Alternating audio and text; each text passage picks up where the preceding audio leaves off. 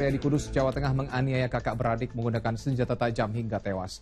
Penganiayaan dipicu dendam lama karena para korban kerap membuat keributan di lingkungan tempat mereka tinggal.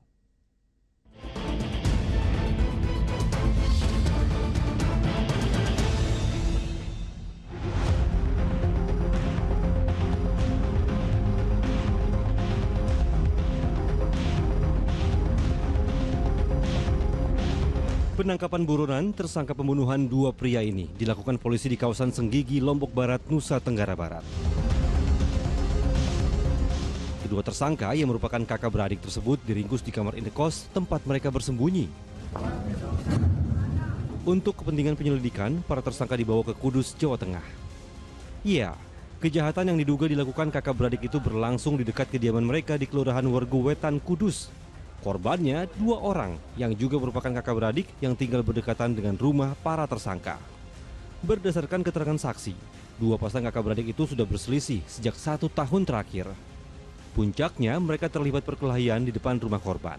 Pertikaian membuat salah satu korban bernama Dimas tewas dalam perjalanan ke rumah sakit akibat luka sabetan senjata tajam.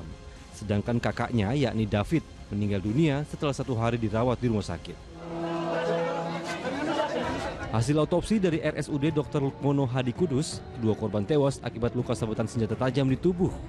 Jenazah kakak beradik tersebut lantas dimakamkan di TPU Pondok Rejo, Wergowetan. Rupanya, pertikaian maut antara dua pasang kakak beradik itu dipicu dendam lama. Kedua tersangka jengkel pada para korban yang dianggap kerap membuat gaduh dan keributan di lingkungan tempat mereka tinggal. Sekitar 1 tahun yang lalu, saudara DM yang merupakan salah satu korban pernah ditegur oleh salah satu tersangka dikarenakan para korban ini sering membuat keributan dan membuat gaduh di sekitar rumahnya, yang mana setelah ditegur tersebut bukannya malah berhenti tetapi malah menjadi-jadi. Emosi para tersangka memuncak ketika salah satu korban meludahi anak salah satu tersangka. Kedua tersangka marah lalu memecahkan kaca jendela rumah korban. Perkelahian pun terjadi.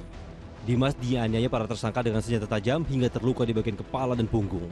David yang hendak menolong sang adik ikut dianiaya para tersangka. Setelah menikam kedua korban, tersangka kakak beradik itu pun kabur. Dalam pelariannya, mereka berpindah-pindah tempat hingga akhirnya ditangkap di Lombok Barat, Nusa Tenggara Barat. Dari tangan tersangka, polisi mengamankan sejumlah barang bukti, antara lain sangkur, golok, dan 1 sepeda motor yang digunakan tersangka untuk kabur, serta sejumlah pakaian. Di sisi lain, pertikaian maut di lingkungan rumah korban dan tersangka membuat Dinas Sosial Kudus memberikan pendampingan kepada pihak keluarga.